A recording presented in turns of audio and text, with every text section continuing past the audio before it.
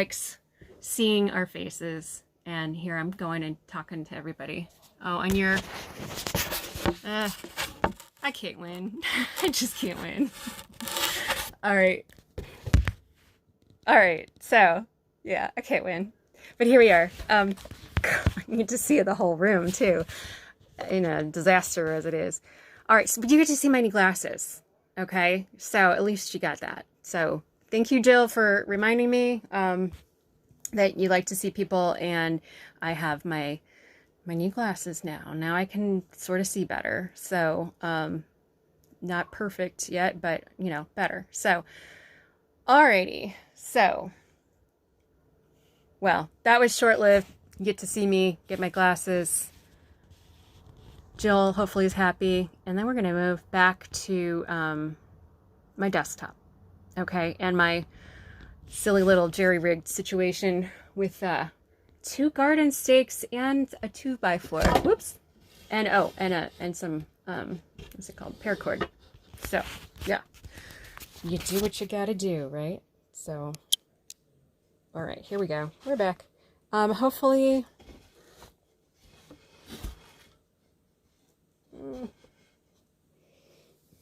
you're not seeing too much. Hey, Amy Williamson, that's awesome.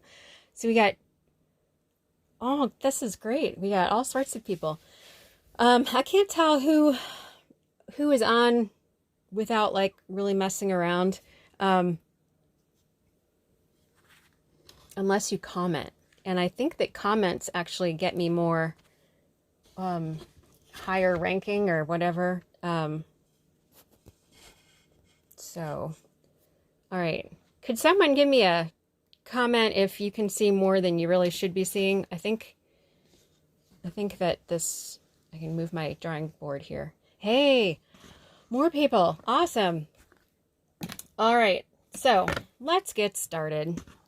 And unfortunately this light, I haven't figured out a good way. This is a fantastic daylight light, but it can be a little bit glaring. All right. So the first one, I already gave you a little bit of a sneak peek, and it's this one. Okay. And I love the paper that we're using. Behind it, Fine Art Floral Designer Series paper. And here are some examples. Hopefully that wasn't like boom. All this color. I love this one. That's my favorite one. I haven't used it yet, but I love this painterly look. That's what we call it in painting class, painterly, where it's, or at least that's what my teacher called it. I'm trying to remember the word. It was just on the tip of my tongue as far as when it's thicker. It's going to drive me crazy. There is a word for that. I know it. Anyway, when it looks really thick and cakey, kind of,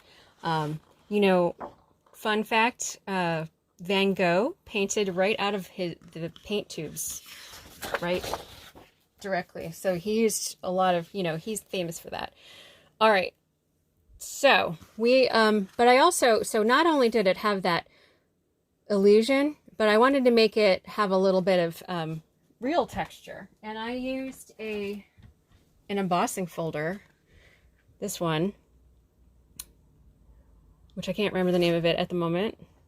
But it looks, when you put it through there, makes it look, you put the paper in here. Okay. And then you put it in the Big Shot, or the new name of it, that's the Stampin' Emboss and Cut machine, maybe? That's something like that.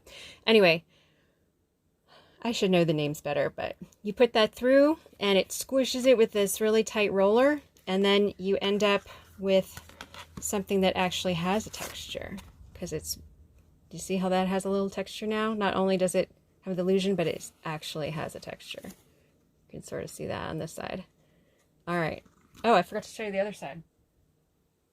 Where'd that go? These all have other sides to them too. So this is Fine Art Floral, like I mentioned. Ooh, like that one. Yeah. It's going to bug me what that word is. If anybody thinks of it, let me know. All right. So now to make this card, it's pretty straightforward. I told you about one of the hardest part of it already, and fussy cutting is going to take a little bit of time, and unfortunately I was hoping to have an extra 5 minutes to get started on that, but I did not. My life is just a whole slew of catching up. It's, you know, run from one thing to the next. Can't seem to catch up quite. But somehow I'm here right now, and things didn't go too badly. You know, had to deliver some things, and my tire had no air, so I had like literally like a 10 pounds maybe, and I ended up having to put air in it really quick, and then I ran and like gas light went on. It's like if it could go bad, you know, well, I shouldn't say that. I already fixed an oil leak recently, and the battery died a couple times, so I had to get a new one. It's been quite a spring already. So, all right. So the colors we have here are Petal Pink. All right, I'm going to move that up here. This is Petal Pink, and then this is the first time I've ever used this, and this is Merry Merlot. Okay, so I like it. I do. I should use it more often. But this was I had a post, oh gosh, a month ago maybe, saying how I get color combinations for my cards, and one of them I said was inspiration was from designer series paper. Oh, impasto. Thank you, Amy. That's exactly the word I was thinking of. Thank you. All right. So I've got Merry Merlot, and then we've got a little bit of Petal Pink, and this, if I wanted to, I could have used Flirty Flamingo. I have some Night of Navy. This is some Very Vanilla. The green is Mossy Meadow. See, this is a quiz. No one, you know, didn't know that was going to be, but all right. Now, this is pretty straightforward, like I said, but I know I had a request for some tips for watercoloring, and I'm all for that. One thing I like to start off with when I do watercoloring is the point that there is a lot of crossover between art and science. All right. You wouldn't think so, but there actually is. So here is a way to like not be so, I don't want to say afraid, because that's kind of a strong word, but you know what? I really was, until I figured this part out, very nervous about the whole concept of watercoloring. And basically what you need to do is think about it. So there's two properties of water. One is adhesion and one is cohesion. So you may have heard of those words before. Pull that out of middle school or high school science. Adhesion, which like adhesives, that's how you remember, that's how I remember it, is it sticks to other things. All right, so molecules of water like to stick to other things. That's why you can do the experiment where you like stick a pencil under a stream of water. As long as it's not going too strong, you can actually make the water bend, because it will bend and go down the pencil. So that's the concept of adhesion. And then the other one is cohesion. Now cohesion, like, you know what the word is. It basically wants to stick to itself. It wants to stick together, all right, with other water molecules. And that's what you have to remember. That's the main thing to remember with watercoloring. So here I'm blabbing. Let me demonstrate instead of just talking about it. All right, so I'm using Memento ink. And this is a pretty nice permanent water-based ink. I'm not even sure how it could be water-based, because although if you can put this anywhere, because this is actually a scrap. So my two friends who are working on this with me, they can stamp that. And it, I probably should have stamped that before I started talking, because it's good to have that dry a tad. But as I have that, I'll explain a little bit. So the whole idea of cohesion. Water molecules like to stick to themselves. So if you need to like, there's lots of techniques. I mean, I could really talk about this for a while, but what we want to do is you can do wet on wet, which you basically put water where you want it, because then the water that you put down afterwards just kind of disperses, and it just, because it's sticking to itself, the molecules. All right. But in this case, we're going to do wet on dry. And so by the way, if you want to use, this is the old style of stamp pads, and I always press that a bunch of times, and then I have some extra ink there. You could get refills and do that too. I don't normally like to come straight from the pad, because that kind of like dilutes certain, just that one area. But I'm going to break that rule later on in this little talk here. So, all right. So this is a water painter, I believe is the new name for this. We called that an aqua painter before. I love this, although it's a little backwards. Yeah, don't even get me started. Instead of lefty loosey, it's in righty tighty, it's the opposite. So I was like using all my strength to get this darn thing open, to put some water in there, and it turned out whoever made it was backwards. So finally figured that out. All right, so I've picked up a little bit of blue, and then I'm going to apply it on, and this is wet on dry. All right, so obviously the strongest part is going to be when you first put it down, will be the strongest part. And then you just keep on moving it till there's none. I don't want to do it too much, because I want to leave room for that rosy belly. Okay, so now this is not watercolor paper. It does make a difference. Watercolor paper is much more absorbent. It's exactly designed for that. It's got a strong, like mostly cotton. It's made mostly of cotton. Oh, wow, we did a flip there. All right. Hope you're all there. Everybody's okay. Just shook me up. Nobody else. Okay. I don't know what else could go wrong today. I shouldn't say that. Knock on wood. All right. So more little birds here. Now, the thing that I want to, I'm not even to the point where I want to show you, to explain the whole further part about cohesion. But you can use it to your advantage, like making that wet on wet lake area, kind of that I was talking about. That could be to your advantage, or you got to make sure that you're not using it to your disadvantage.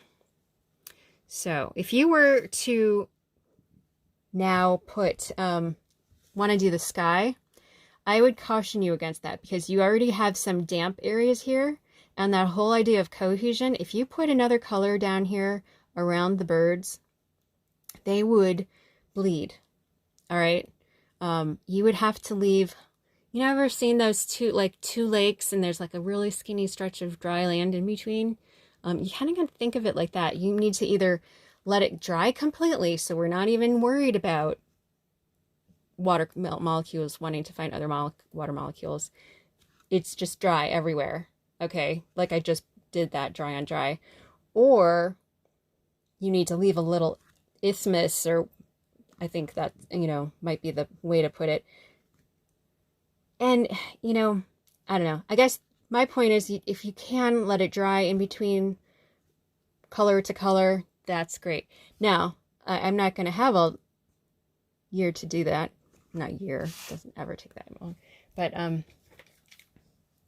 so actually here's an example of the isthmus idea. If you leave a little area of dry paper.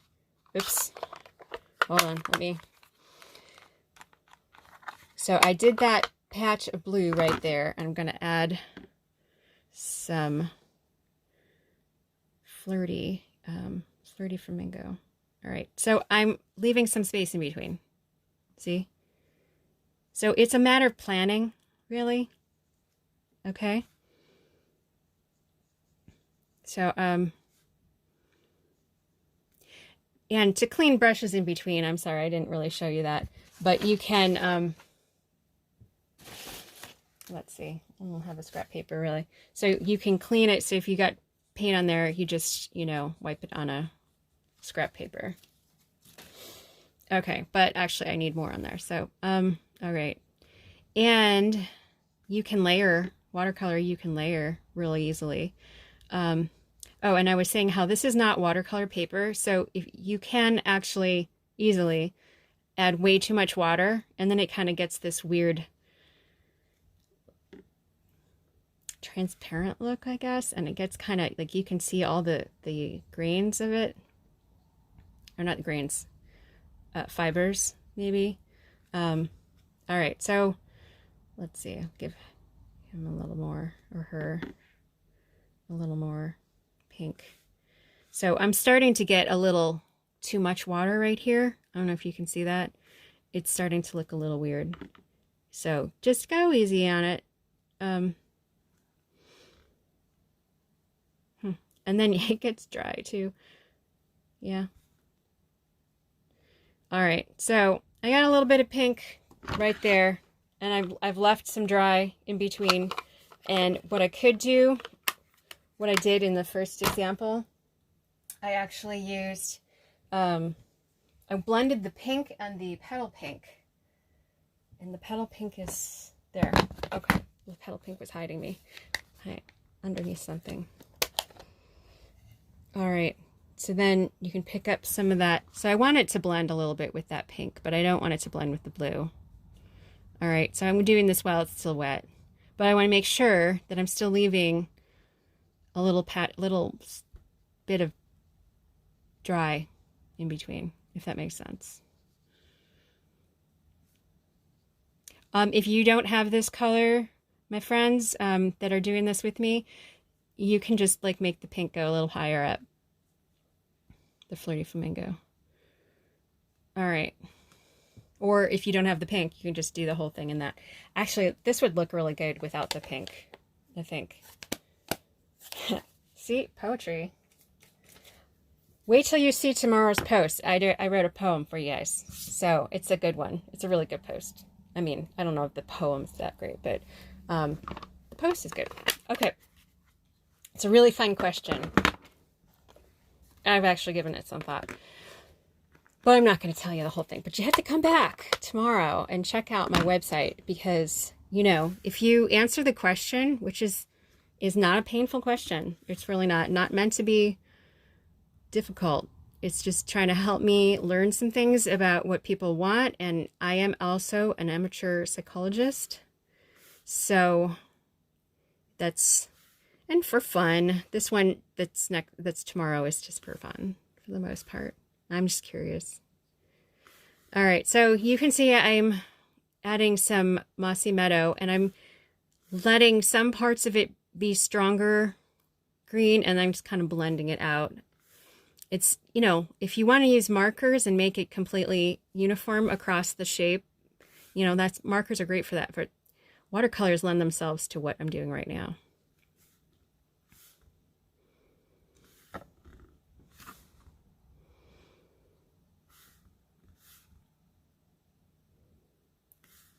So, yeah. All right. Now, I think I got all the leaves. All right, I'm going to add, you could, yeah, you know what I did? I used a lighter version for green for the branch. Instead of introducing another color, I just used the green, because, you know, you could have a greenish branch, I suppose, right? It's probably better than pink or blue. Anyway, right?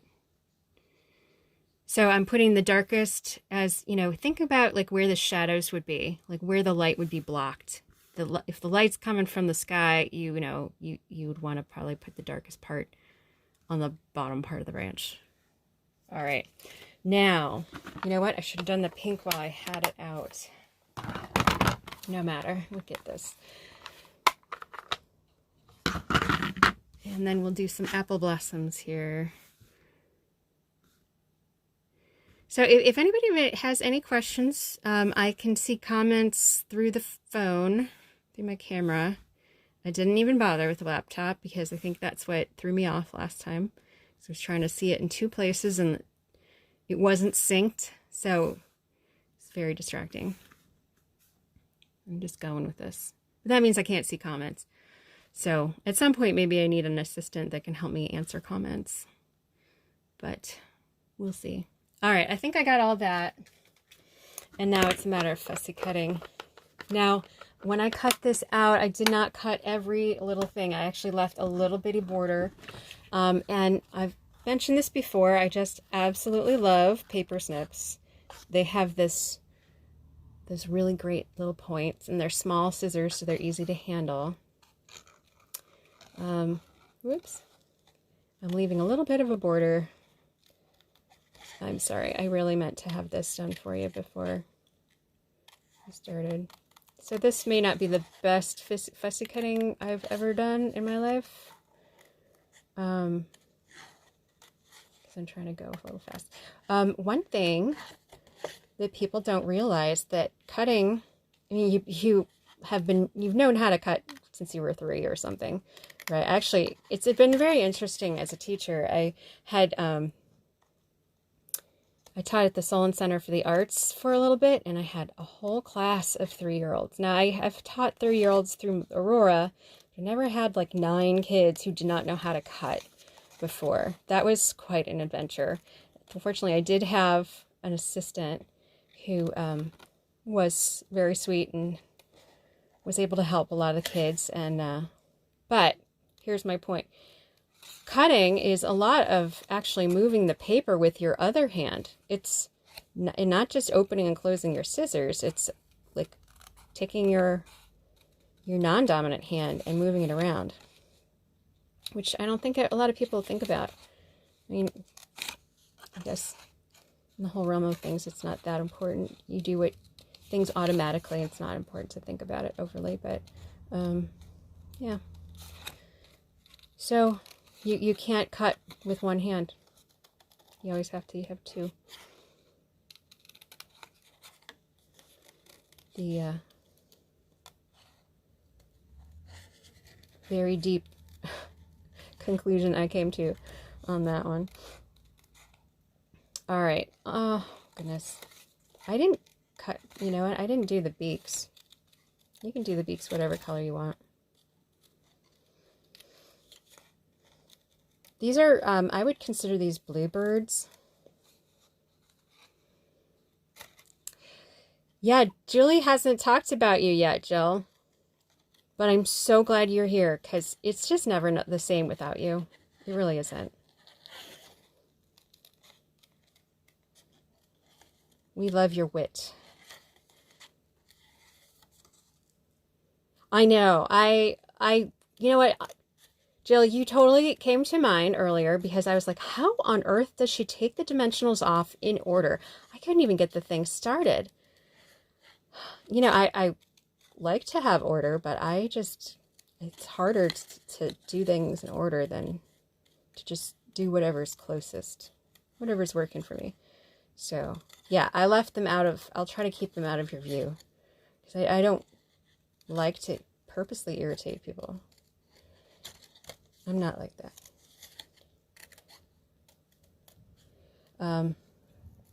Yay, I'm almost done. All right, I'm going to do a little blip here.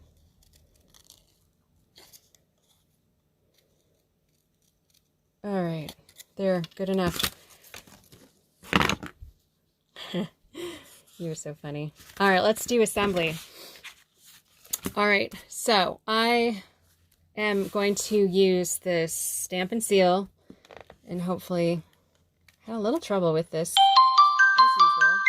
And I think I stabbed myself with something sharp because, like a pin, because my thumb has been acting like I did that. So, all right, so I'm going to put that here. With a little 1/16 of an inch border.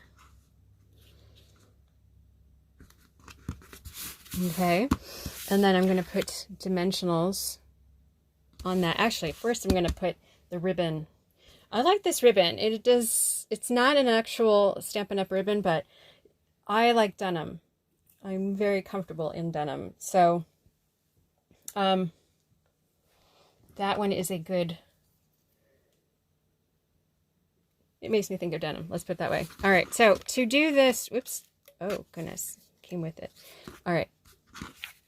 I want to wrap this around. If you can see, I like to have something non-paper. All right. Some kind of embellishment like ribbons or rhinestones or sequins or something like that. So this is my nod to that little law of mine, little rule. So I have it wrapped around. And what I'm going to do is basically, wait, I want my flowers to be the same direction. So I'm going to flip it over. So here's the bottom. I'm actually putting some adhesive on the back. And then I'm going to put that in the adhesive. Blah. Oh, that's a little high.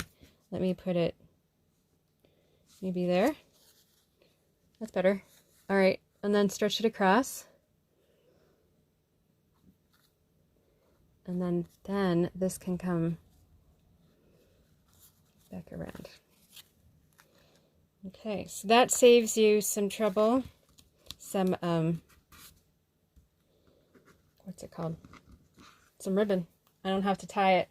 It's nice and smooth. All right, now I want to put dimensionals though. So, Jill, I hope that is okay. It's not as bad as Lynn would do it, but this is not exactly perfect either. So, all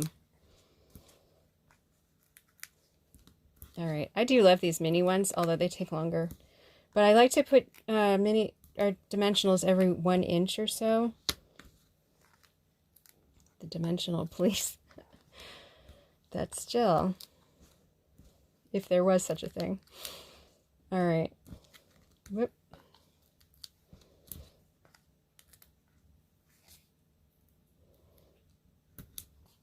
Okay. And you know what? While I'm at it, I'm going to put, I think I do have dimensionals. I do. So this is, I don't go more than 2 layers generally of dimensionals, but the nice thing is they're squishy. So if they were in the mail, now I'm kind of trying to leave a little bit of space. So like seeing where my card is there, I know that the ribbon's not probably going to be under that part, and it's not going to be under the birds. I think I could probably get away with putting one here, too. All right, so let's start. This is pretty good. All right, sorry. I'll take all the little backings off. I know some people use like a pointy thing, like take your pick tool and stab these things, but that just looks painful to me. I just can't do that. So, all right. I mean, I know it doesn't have feelings, but it just can't do it. All right. Now, I actually have words on here.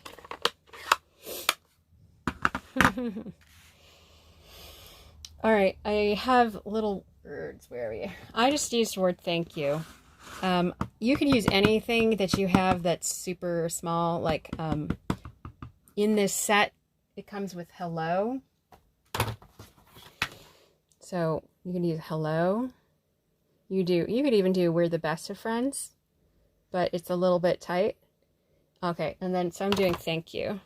And I'm using Night of Navy ink. All right, and hopefully, one thing, whenever you have a small or narrow one, you do not want to roll it. You want to stamp straight up and down. Very important, because you could actually get it all over the edges there. And if you rolled it by accident, which it's not a bad idea to do if you know that it's clean. Okay, so there I've stamped it. Now, my graphic design days, they want everything to be aligned. And I'm actually going to break that rule again. See, I've got to telling you rules and I'm breaking them right away. kind of crazy, I know. But yeah, if you can align things, that generally looks great. All right, almost done with this one. Let's get a few more thingy-doos off. And we'll put this right here. Sticking off the edge, breaking the plane of the box. All right, and there we have it. Okay, so that is card 1. Let's do card 2. I'm going to use a lot of the same colors because they told you to have those colors, so you know. But I did tell you we're going to do the second card is going to be this card. All right.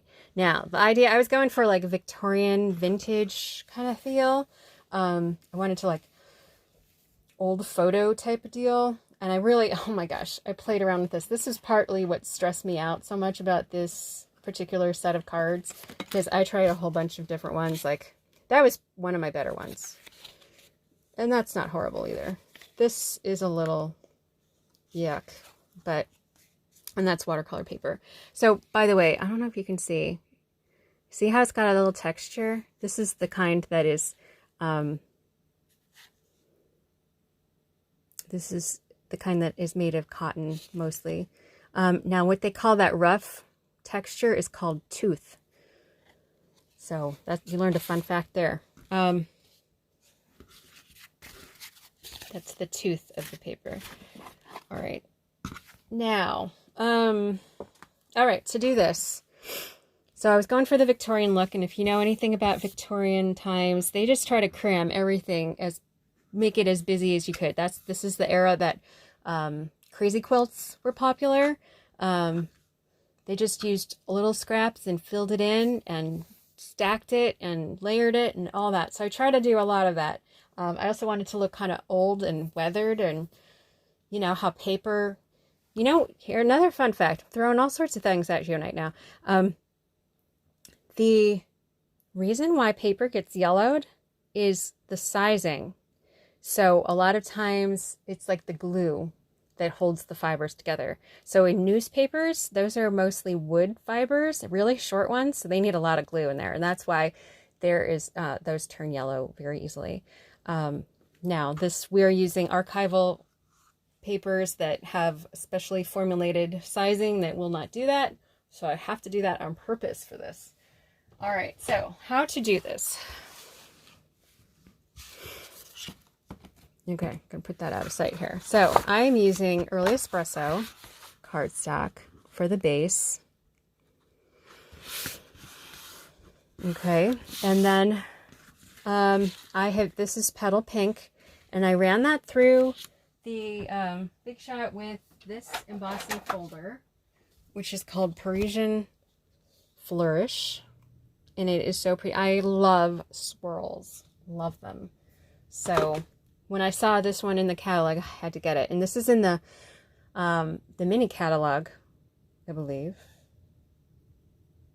or was it? Maybe it was the last one. I think you can still get it though. All right, so I ran that through, and this color is Crumb Cake, and then we have Very Vanilla. Oh, by the way, with this card, this was Very Vanilla in the background, so I used Very Vanilla cardstock to make that blend better. All right, so, okay. We are not going to use black at all. The only color we're using for this card is going to be Early Espresso in a variety of ways. All right, so Early Espresso. I am first going to stamp the birds.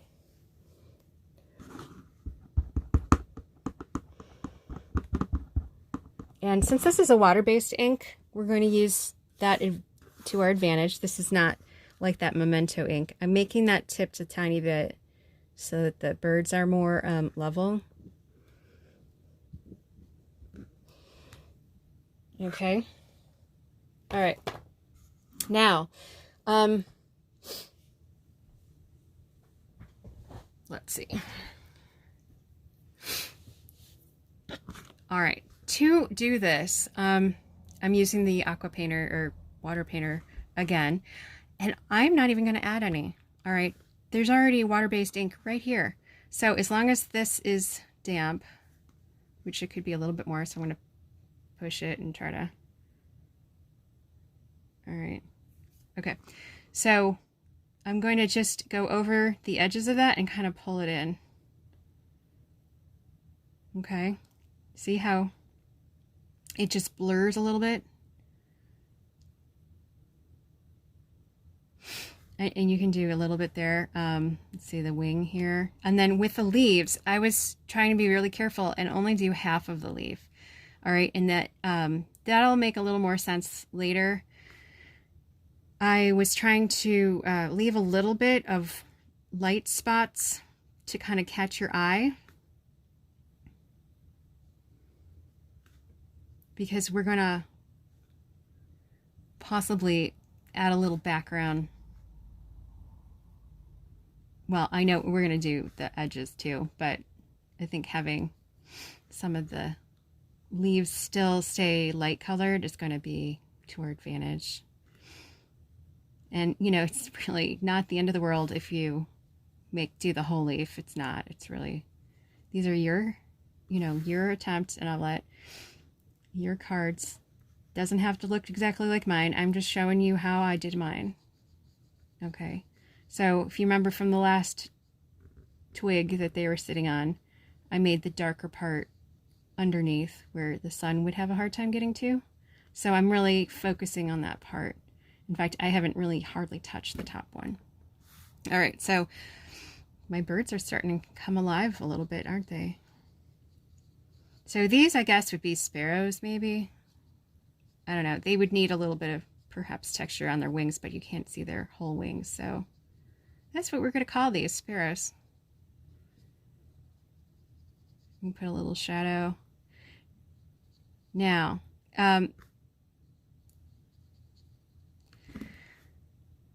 these were okay with just brown and white. I guess I did add another color, come to think of it. So I didn't only use this. I use early espresso mostly, but not. Okay, so I did use a little bit of petal pink.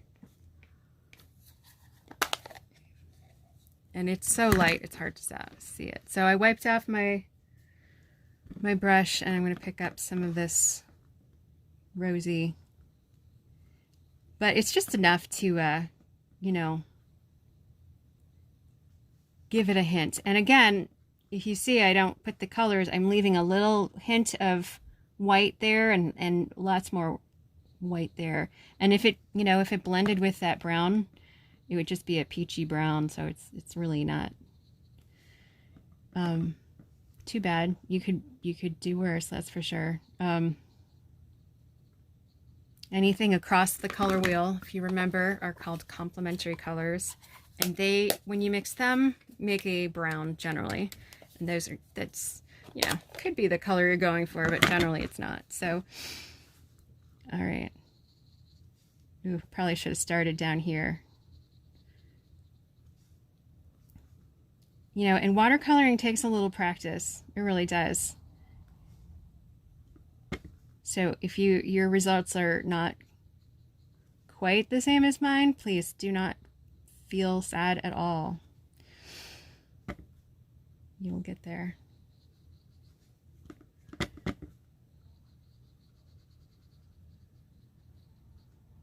There. All right, you know what? I'm going to add a little for these. Gosh. Trying not to touch the edges, touch the brown parts, so that it stays as pink as I can. These water painters come in 3 different sizes, and this is the smallest one. It's usually my preference, but of course, if you're doing, if you're doing big areas, which we're not today, but if you were, just made that a snappy sound. I didn't really like how that sounded, but it looks like I'm okay. Oh, I'm gonna sneeze.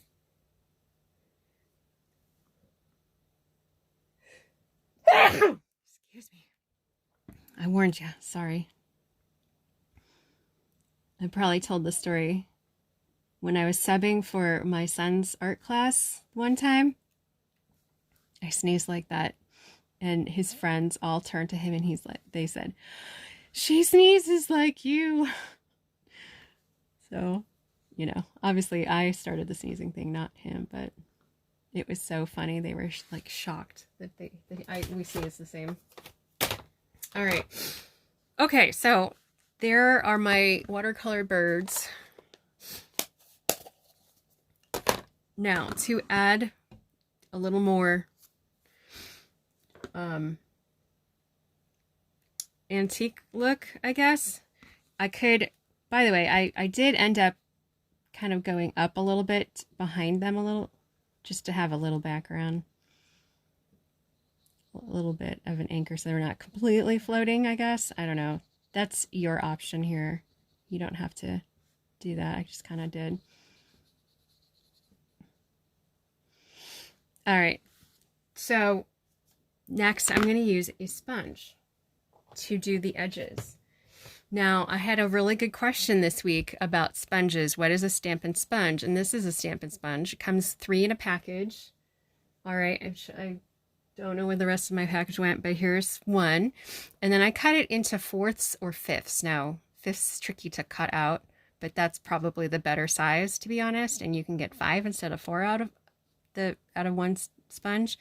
And then my other trick is I put a little piece of cardstock, you know, like a circle or heart in this case, and I use a glue dot to stick it on there. So now I know that this sponge I've always used with early espresso, so I don't have to go wash it out, and I don't have to worry about it like using this with a like that light pink. It would probably ruin my pad a bit. So if I went from a dark color to a light color, not that I wouldn't notice that that's a dark color, but you know, I do have some that are washed out and they're just stained, and those you could use on a light one because they were washed out, but this one hasn't been. So there's still some ink in there.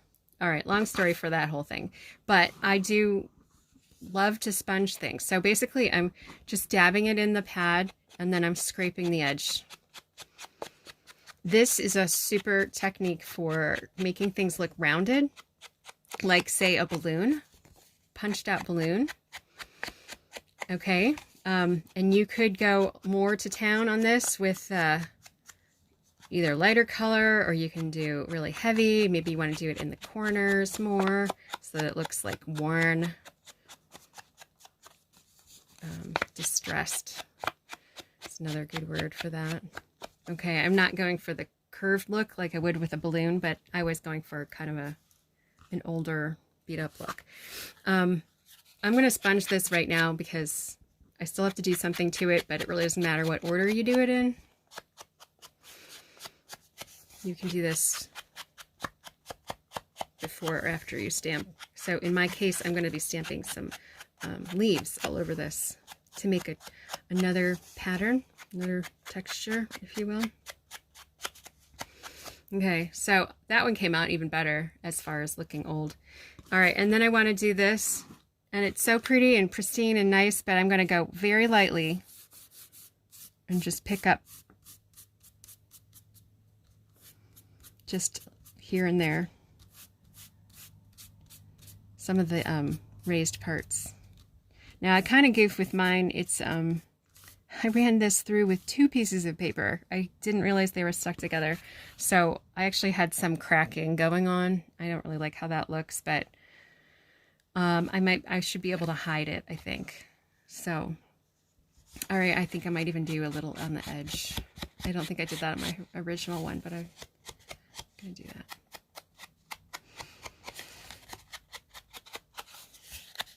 All right, and last but not least, this is gonna be for the words. There's no one way to do all this stuff. That's why I'm doing things in just order. And you don't have to do this because it's like dark on dark and it's like hardly noticeable, but I have in the past not like just skipped it and thinking, oh, you can't tell. And then it turns out it looked a lot better when I did do that. Okay. So now I did get some crumbs in my ink. I'm gonna just take the sponge and just kind of wipe it off instead of, I don't want to do it all over the table, but all right. Now I am going to use, I think I'm going to use a scrap, if I can find one. All right, this is a really beat up scrap, but to do the, because I'm going to go off the edges on this one. And all right, so I'm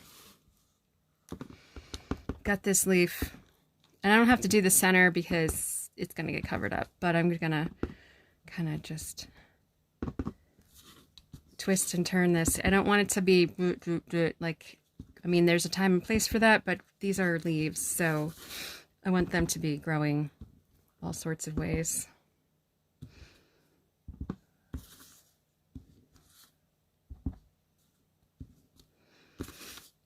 And then looking at that, it looks like I could use another leaf in a couple certain places. Okay, I think that'll do. All right, so that'll give me that texture. So I've got, boom, this piece, this piece, this piece, and now I need words. And then we assemble. I'm gonna get some of these. My sponges are a little bit on the older side, so sometimes they disintegrate a little bit. All right, now words. So the words I chose, your friendship means the world to me. I was kind of thinking world, old, I don't know. This will maybe a little bit of a stretch here. I'm sorry, I gotta like look down on this a little bit more.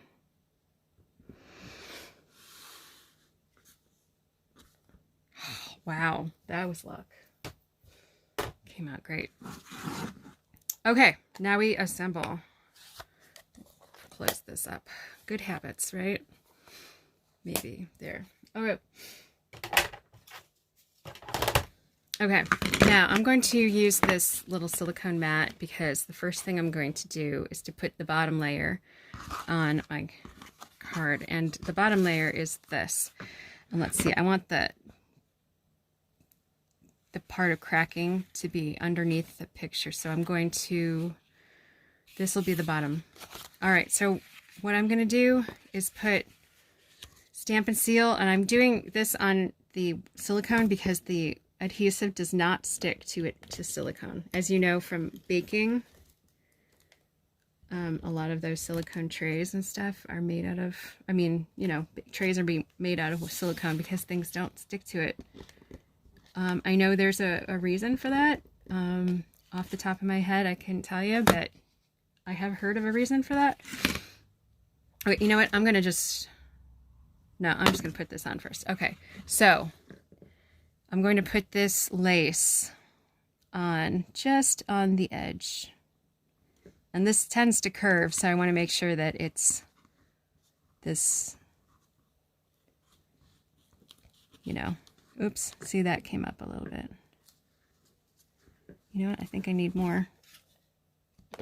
There's not much right here.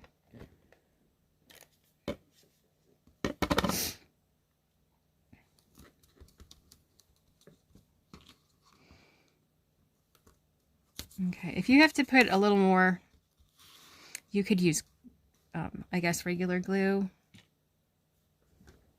Not totally great. Or you could put more of that hiding the scallops so that it's just a little bit of the scallops showing through. If you have tape, perhaps, and it's not sticking, just make it go up a little higher. So, all right, so I'm putting more. Oh, I need to cut that before I got some very nice sewing scissors that are great for lace or, well, ribbon of any kind. So, all right, so now I've put adhesive all over the back and I've got the lace attached to it, and I'm actually done with for the most part, with that thing. So then I'm going to put this right here at the bottom, so that's even, and then this should go right like that. All right, then I'm going to put this piece on.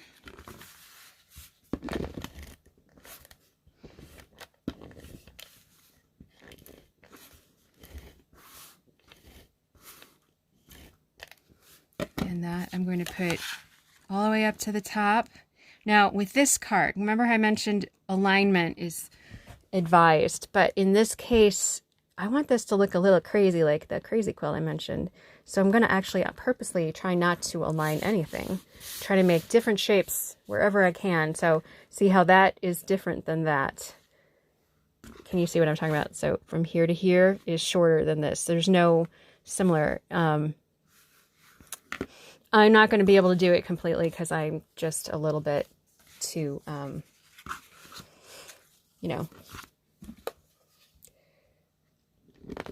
I don't know. I try to not align things and they come out aligned anyway. So that's all I'm saying. All right. Oh, I lost somebody.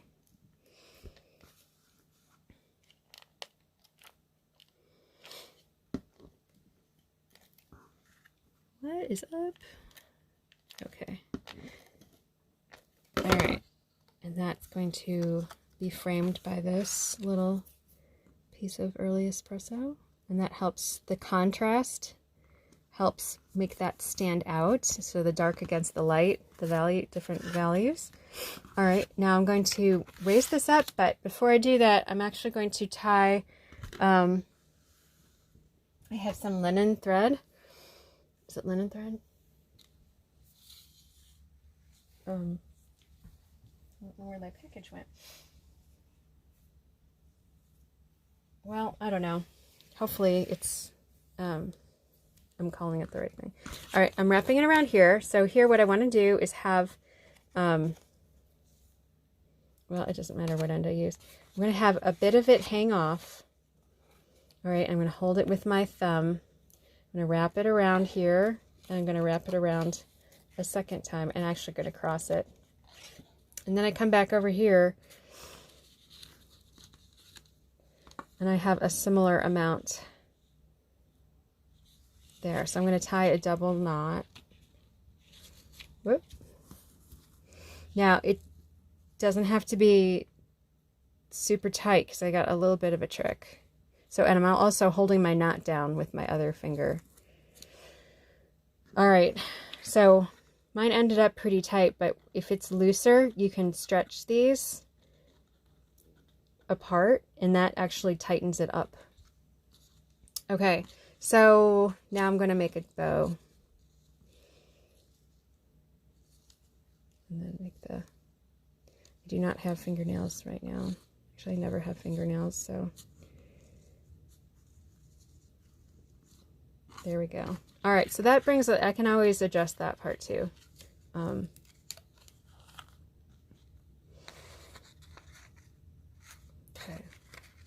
maybe like this. All right, so that's gonna go right here. And I wanna raise that up a little bit, so I'm gonna use some dimensionals. This one has a lot of dimensionals.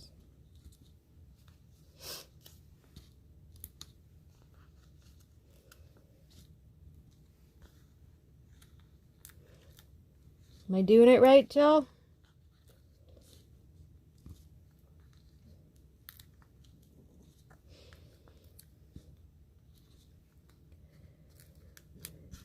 So there's no one way to do things. I know everybody knows that, but all right. And then I'm going to put that on there. And one more minor trick to show you. So if you remember from the last card, I mentioned I only like to make things 2 high. 2 as in number 2 high. 2 layers high. So this is going to be layer number 1. And I'm going to try to not align things too much. So this will be a little different than, you know, all sorts of other places. Now in my first try, I totally screwed up my watercoloring right around here, and so one of my purposes was to try to cover that up. All right, so I'm going to try to put that there. Now if you look at this, half of it is on this already raised piece, and then this is higher, but I want this to be raised even higher, so it would be like 2 levels right here and 1 here. if that makes sense. So if I put that, I'm going to make sure that I get the top. So the top is the top right now. And I'm going to put one high there. And I'm going to put them two high here. 2 levels high. I'm going to take this sticky backs off these, and I'm going to put another one on top. So it's like extra thick. All right. Now I'll take those. So can you see? Oop. All right. So one's 1 high and the other one's 2 high. 2 WO high.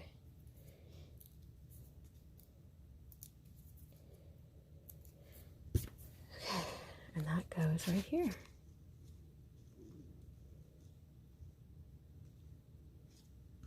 Okay, and this is a rule of thirds situation. If you were to divide this into 3s on this way and 3s this way, your eye should be where it crosses, like the focal point should be where any of those lines would cross. If these imaginary lines were here, there would be one crossing here and one crossing here, which is right about where my focal point is. Okay, and that's a rule of thumb, which means it works in most cases and can be broken, but you can usually count on it looking really good that way. All right, so that's card number 2. Okay, thank you for not notifying the dimensional police quite yet. I think I'm doing okay. All right, last one. Okay, now this one, for my friends who got all these pieces parts and I didn't even like assemble it in the picture I gave them, they're probably like, what is this all about? And here is what the final look is. Okay, this is like a shadow box. All right, so, or a tunnel card, I could call it that. So I have this rectangle, which is a little bigger than the one that's inside, and then the background. So this is kind of like I was talking about in that one video recently, foreground, middle ground, background, and that gives you an illusion of depth. Gosh, I'm getting all sorts of vocabulary words in here. I'm so excited. All right, so there's how it's going to look, and this is how I did it. So I used 2 pieces of, so this is 6.5 long instead of 5.5, okay? Because I needed an extra 1/2 inch on both ends to make it pop up. So 6.5 by 4.25. All right, and then I have, oh, I just realized I didn't actually cut the holes out of this one. I was going to show you how I did that.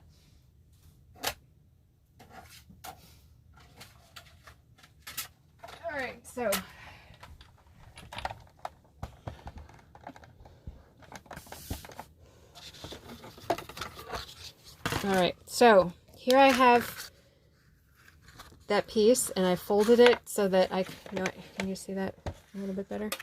All right, so I folded it so that it's folded one way, and then the other way is going to be like that. But I wanted to be able to see that line, these lines a little bit better. All right, and then this is going to go. Okay, so now I'm going to do it a little bit angled, because if it goes in with if it goes straight like this, I found it makes this ka-chunk sound, which is reminiscent of the library when I was a kid, and when I worked there, and we had those cards that went in the pockets, but they made this very satisfying ka-chunk sound. But I'm afraid that this is going to ruin my dies and bend them and stuff. So, all right, so what I'm doing here is, if you can see here, I'm trying to make this about the same as over here. And then I made this even bigger than this distance, but this is definitely bigger than this. All right, so I'm kind of dealing with 3 different measurements. And I'm eyeballing it. I'm not, this is, some people want perfection. I'm generally a perfectionist, but this is not worth stressing about. All right, so now I've got that. I'm going to pop that out. So that's the first, the biggest one you want to do big first. Now, the one that is a simple 5.5 by 4 1/4, your standard card. Here, let me get this back here. All right, so I'm going to do that at a little bit of an angle again. All right, so this is going to go right on top. This should be the same width, and I'm going to put this, that's the same size. I want the smaller one. Here's a smaller one. All right, so I'm going to put that in there so it's centered at least here. All right, and then I take this apart or off, and I want to make sure that this is centered from here to here. All right, looks like it's a little closer to one side than the other, but this I'm keeping the same. All right, so that's a lot of detail, but if you wanted to make this again, you probably be like, how did you do that? So now you know. All right, I'll run that through. See, no ka-chunk sound.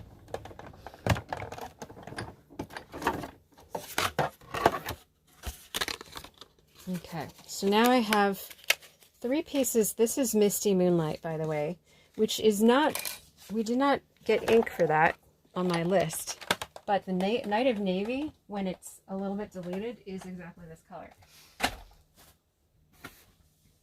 And I, by the way, love this color. It is second in line after Mango Melody, which is like school bus yellow, or it's actually, my husband has to wear it every day and he hates it. It gets dirty very easily at the garden center, but I really like it. And it's really obvious, like noticeable, which is why they got it. So, okay, so here I have 2, we call those, you could call those prosceniums from drama days. Looks like I have a little weird little thing from cutting. Oh, this one does too. Sorry. Gotta. All right. Oop. Okay. So then I also have 2 pieces. One is going to go on the back and one is going to be like the background of this. So I can fold this just like I did that first one.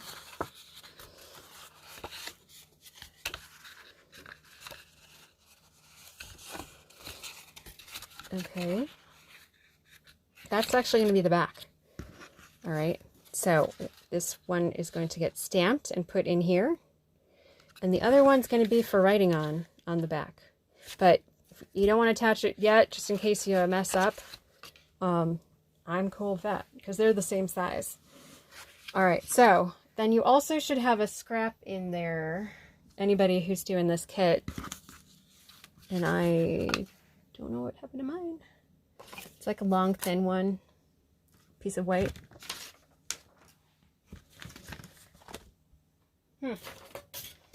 All right, well, this is a bigger piece than I need, but that's fine. All right, the stamps that we're going to use for this one, there they are. Okay. We have, in addition to that bird that we have done twice now, we have this one. The bigger bird looks like it's closer up. We have different words. This would look really nice. Instead of using black on this dark color, it would look really nice if you could heat emboss it with white. But I did not put that in our list of things to get, and it would take a while. So we're not going to do that right now. So I've got this one, and then I've got a big flower, and then a small flower, which was just here. There it is. Okay. Small flower. Okay. So here is those birds, and then on the branch, and then I'm going to stamp in black. And I don't know if you can tell, but this is slightly wider than it is tall. It's, I don't know if you can tell. If you can tell, that is a 1/4 of an inch difference, so that's good. I can tell because I have to do this all the time, or, you know, I basically trained from graphic design school. So, all right, I'm doing this toward the top. I may have made this too high toward the top, to be honest. Did I do that too high? No, that's about right. Okay, compared to the other one I did anyway. Then on my scrap, I want to stamp you. By the way, I only did one big flower and one small flower, but I think this would look amazing with a lot more flowers. I just didn't want to take up all your time. So then I want to stamp with this bird. Now, the feet don't matter because we're going to cut them off. I know, gasp, right? No animals were hurt in this. So, oh, sorry, not done with that. Okay, so these will be fussy cut out. This is going to stay on the rectangle. All right, and then I need my scrap paper again because I need to stamp the bird's feet. See, I didn't forget that. All right, so I want to figure out, I'm actually make the tail go off the edge a little bit, so if you can see where the edge is going to be. All right, and I want the feet to be right around there. Okay, and by the way, you know, flow goes from top to top. We start reading at the top of the left-hand side of the page. So that's what we tend to do. And so with this bird facing this way, it helps with that flow. If you were to have the bird the other way, it kind of stops it. So, or it resets, like it makes it like you want to look at where the bird's going. So it might turn the corner a little bit for you. That's, you know, to make really, you know, it's not going to ruin your card if you made the bird facing the wrong way, but that would make it even better. Let's put it that way. Okay. Okay. And I need some words, which are here. So the world needs more of you. So that other one had world in it too, I guess. So I could have done this. And I'm going to align that again with the edge. I'm just, you know, I saved all my luck for now because that whole bit about the running out of gas and air in my tire was not too much luck. Good luck. All right. Well, I'm sorry I missed you, but yes, catch me later. I'm glad you came. Very much. All right, so, okay, now I got to color things and then I'll assemble. But I've got all my pieces prepared. Now, I'm going to make chickadees. As I mentioned, I was watching the chickadees yesterday. All right, and the only black I have, here I put it away, goodness. The only black I have is actually this one. Okay, so I'm going to, well, darn, I was going to have a picture of a chickadee to show you, but they're called black-capped chickadees. And I can't really squish the lid on this kind, so I'm just going to use like the corner a little bit. So black-capped chickadees, and all of these birds I noticed kind of have this line through their eye. And I don't know if they're meant to be chickadees. I also looked at the bigger bird is kind of skinnier, stretched out bird. It's more of a sparrow shape than a chickadee. Chickadees are fat. They're chubby little cute birds. They're really small. But they're called black-capped chickadees around here anyway, in Ohio. The only ones I've really seen. So they have this little black streak across the top of their head. Okay, and then they have a little, like, little chin thing.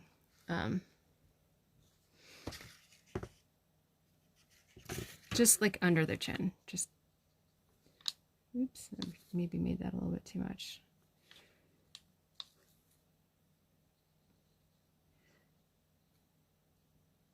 And it's sort of like then white for the rest of it.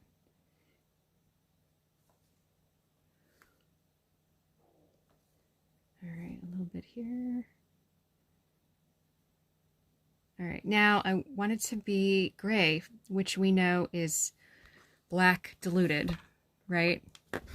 So I'm going to put the darkest part here, but I'm not going to add more.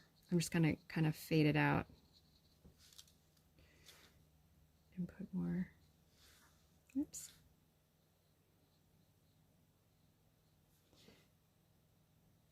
Let's see, do a little gray here. Kind of looks darker than I meant it to be, but and then kind of bring that in.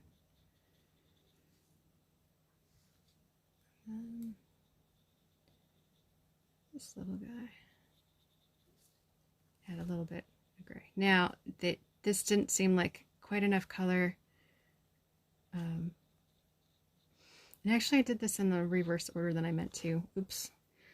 Well, like I mentioned, you should think ahead about, or at least kind of plan, or let things dry. Just be patient. That works too. What I ended up doing, so I tried a bunch of different versions. I tried to make it blue in the background. I don't really like how that turned out. It was very difficult to control, and I felt like if I'm having trouble, then other people are going to have a lot of trouble. But this turned out really well, and all I did was outline it with the navy blue. So I'm going to let that black dry a little bit. I think maybe I'll add the touches of green and some of those things. Or you know what, I can start with the blue at the bottom and let that get there. All right, I think I'm done with the black. No, I gotta do the other bird. So here's the other bird. Now, like I said, if you can kind of see, those birds look a little bit smaller and chubbier than this one. So we're just gonna have to, you know, do the same kind of markings, and that's okay. This one was on a diet.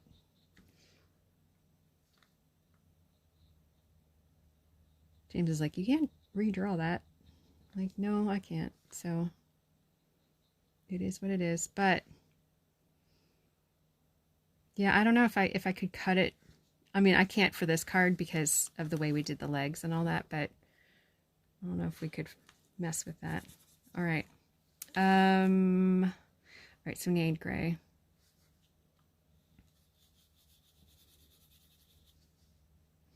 Just, that's a little bit more than I meant, but it's okay.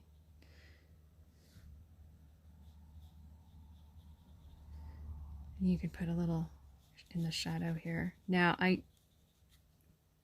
chickadees actually have a little bit of yellow, not like noticeable yellow, but sort of like dirty yellow.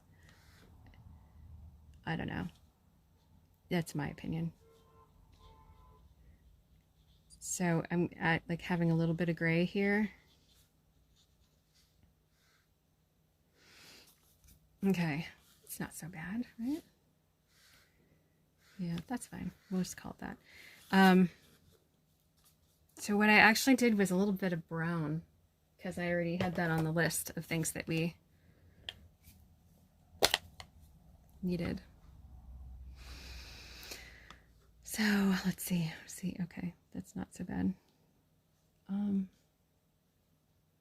that under the wings a little bit. See, that has a little bit of warmth to it without like being too obvious. And then I can make this brown branch now. Oops, made a little too much brown on this guy. Oh well. There are ways to like remove some of it with like blotting it with a paper towel, but I tried that earlier, and this paper is just not quite as easy to work with as watercolor paper. Okay. Yeah, that'll do. All right, so I need a branch. Gotta do branch. Let's do the branch.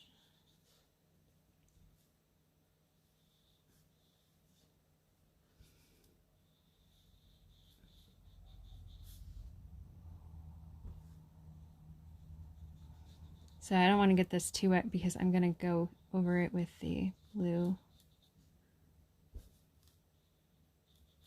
It does take a bit of time. All right. Okay.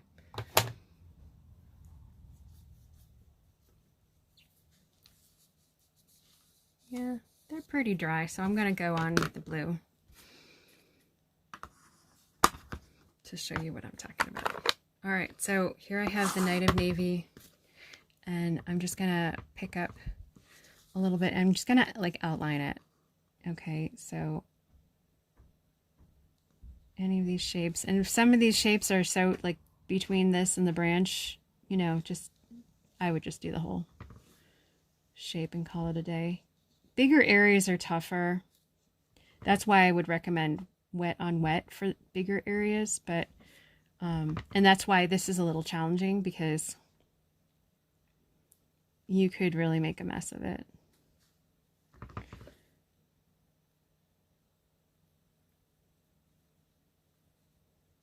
Now you could also, to a degree, do what I did with that brown card, and since that ink or the ink is already there, you could perhaps kind of blend it out a little bit, or maybe you could get this blue in the tray here and like add a lot of water to it so it's really light, and kind of fill it in a little bit like that. Okay. I would go really conservative with that though, just because I don't like how that first card, my first try, came out. But there's no, you know, it's not a right or wrong, and it, you know, it does take practice. So, you know, if you want to stamp this and practice on something and then come back and do this, or, you know, I may just show you the rest of the assembly so that this is not a crazy long video.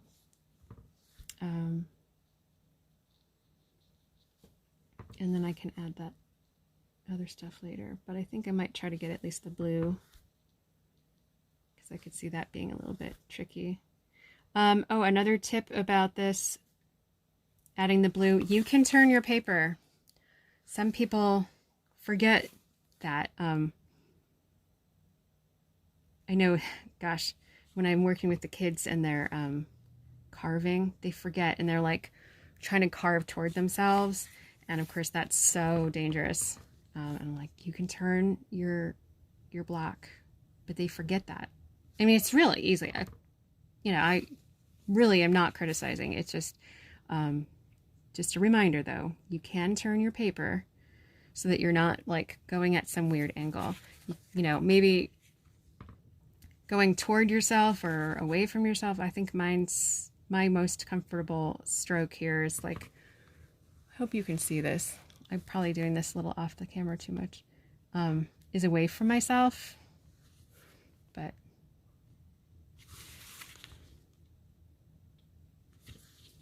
there's no need to be awkward because this is just a little piece of paper.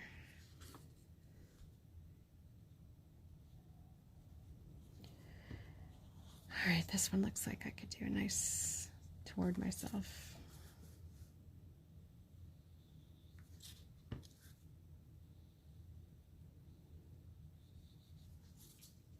All right.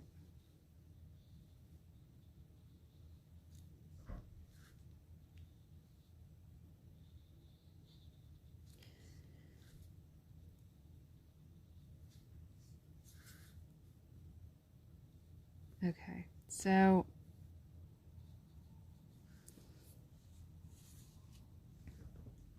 yep, we still have a few people sticking with me here. I love it.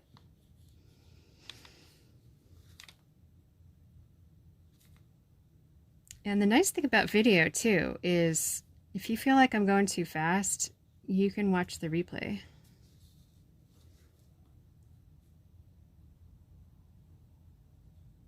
Or recommend the replay to someone. I will have that. It should post immediately after I push the finish button.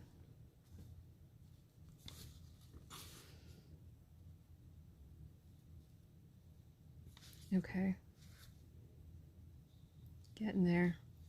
It looks really neat when you're done though. Okay. You see that? With the purple, not purple, there's no purple. I've got purple on my scrap paper here though. I guess that must have connected in my brain. Anyway, this is going to take me a while to watercolor everything. And like I was mentioning, if you got a lot of water all over the place, it's going to bleed. So if you do the leaves at any point here without letting this dry, I'm going to suggest doing the leaves kind of like that other, like the brown one card that I mentioned. I did half of the leaves. So the other part was kind of left the color of the paper. It kind of makes it look like a little highlighted too.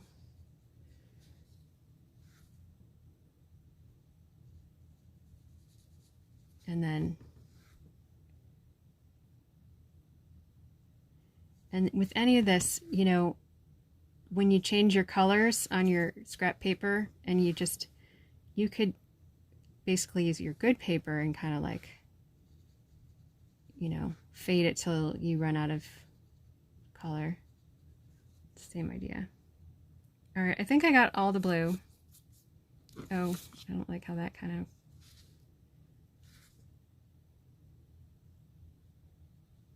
Well, oh well. Guess that's going to be that way. All right. I think it's going to look really amazing though when I add a little bit more. So, like the leaves and the flowers. So I'm just going to do a touch of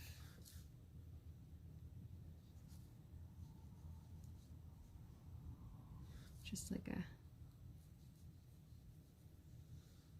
See how I'm leaving a little bit of white.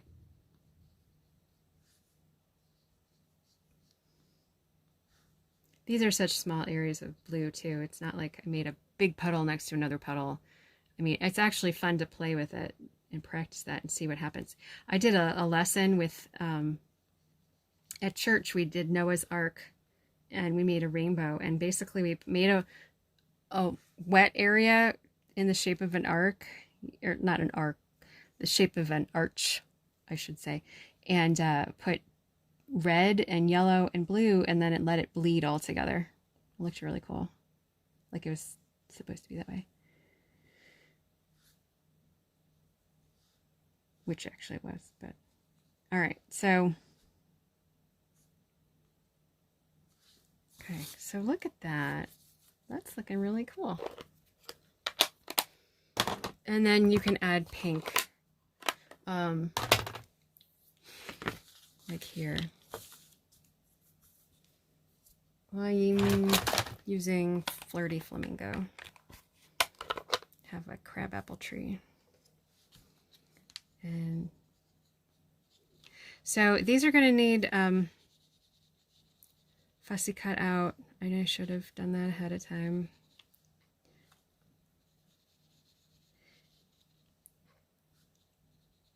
Putting a lot of effort into cards. I don't know that it's always necessarily for the recipient. I think it's often for yourself. I think it should be anyway. Because, I mean, it can be really relaxing. It can be mindless. And when you're got all these other things on your mind, sometimes it's really nice to just have something that isn't so scary on your mind.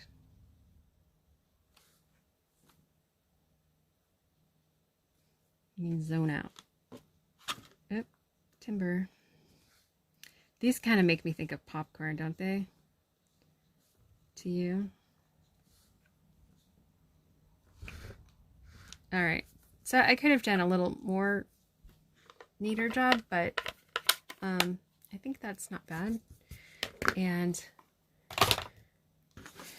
now, assembly. And I may, yeah, I'll try to cut this out quick. I'm going to cut the legs off. I made a joke before, but I really, it's okay. Sometimes when you cut, you could just get the big piece off so you're not dangling it all over the place. And then you come back to it.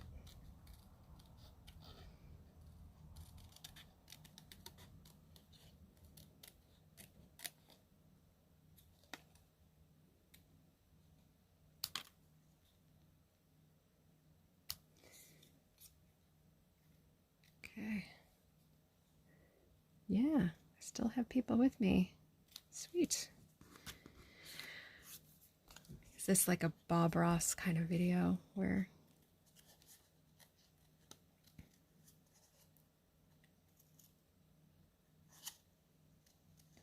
it's just fun to see something being created?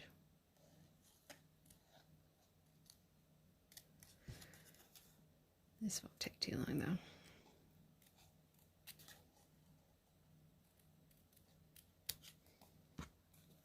And then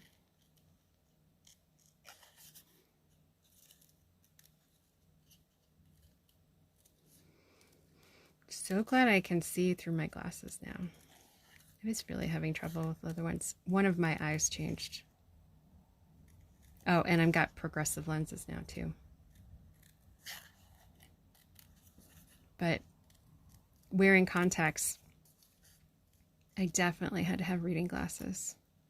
Or have, you know, kind of like move the piece of whatever I was reading to just the right distance. But it was kind of a pain, so. All right, everything's cut out. Okay, assembly. So, oh, I just had it. Where did I put it? Oh, up here. Okay, so I'm going to use this, whoops. Drop the camera, drop this thing. All right, I'm going to, this is the back of the front, if you will. And I'm going to make sure that the gluey part is ready. I'm going to, and I'm using this on the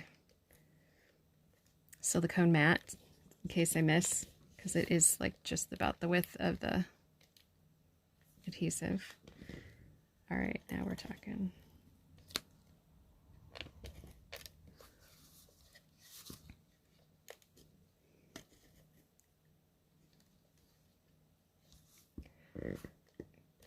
Goodness. All right, now we got it. Okay, so then I'm going to, oh, I got to put the flowers on it. I'm kind of, okay, wait, jumping back again. All right, I have glue dots, which I don't know if I put on the list, but you could use adhesive. There's a lot of this bird, so you could probably make a small piece of tape, or if you have a different kind of adhesive, you probably can do it. All right, so that is just actually going to lay right on top of the black stamp bird. Okay, and that's going to be kind of popping up as it is already. Okay, and then the second level I want to put, so here is where my bird is. I'm going to balance it out by putting my flowers over here. So I'm going to put one glue dot on one of the petals.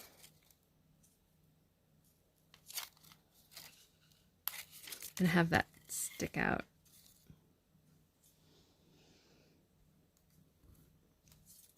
And then this other one's going to go below it and stick off the edge a little bit too. Okay, and you can have them closer together if you want. All right, and then this piece can go inside there. So I'm going to put some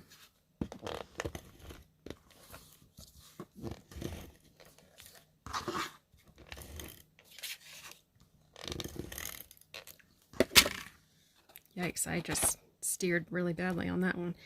Okay, good thing I had the silicone mat. All right, here we go. We'll put that with a little bit of a frame there. All right, so here's my middle piece. And I already put the sticky stuff here from that first part, and that's going to go right here on the lined up with the left-hand side. All right. And then I think I'm going to put this, so see how that's going to go like that. So let's put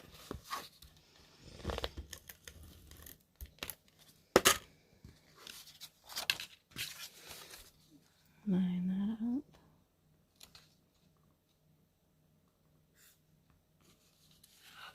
Okay, make sure that stands up all right. All right, so now I have this sort of like that. Now, this is going to fit into your envelope because it folds flat like that. All right, and it's still going to be 5.5 when it'll fit in your card. But you want to make sure it doesn't have too many buckles and bows. So you want to make sure that this gets attached properly. So let's put adhesive here. And then this is going to get, so you could bend this part so that we're in the right ballpark over here. I don't know if you can see. There is, I know with this blue behind it, it's kind of a little tricky hard.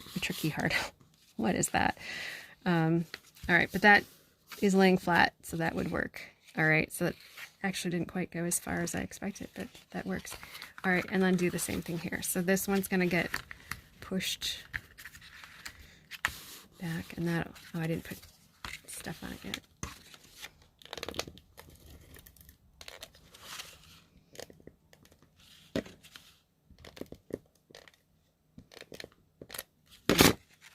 All right, so now, like I did, push that back. Now it's not going to, you want to like even it out a little bit when you, so when you put it into the card, one side, it's going to be pushed to one side.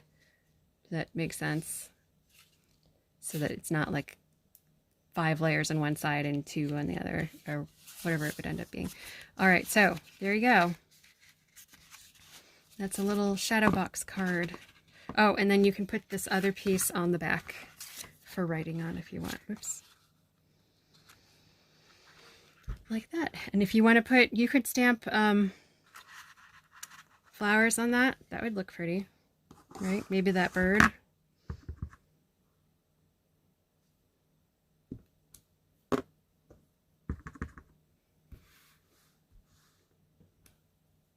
There. All right, so that would go right there. All right, I will do that later. So I hope that you enjoyed the video and that you learned something and that you appreciated all these different designs using the same stamp set in 3 different ways.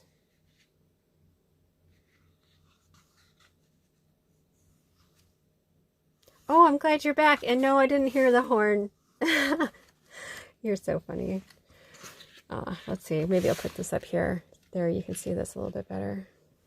Okay. So, all right. If you have any questions, feel free to email me or comment in the next, like, 15 seconds because I'm just about done. But be sure to come back tomorrow. My post will be posted at 10 a.m. and it's a really good one. So it's fun. I hope you appreciate it as much as I like it. So anyway, good. I'm glad you liked them. And next month when I advertise it, I'm going to get some feedback from Lee and Diane and see how that went with me teaching it, with them doing the cards at home. I would imagine it went fine, but I look forward to talking to both of them. And yeah, I'm going to post this, and if you need the replay, it'll be there. So, all right. Well, thank you all for watching, and we'll see you next Tuesday at 8. Thanks. Oh, and I'm also going to post the mystery card on Saturday. So if you want to come back and do I'm going to post Clue 1 on Saturday, and then I'm going to do the other clues on the following Saturday, which I believe is March 20th at 10 a.m. So you might want to mark your calendar for that if you liked that last time. The last 2 times, it was really fun. So, all right. Well, thanks a lot again, and we'll see you next Tuesday. And take care. Bye.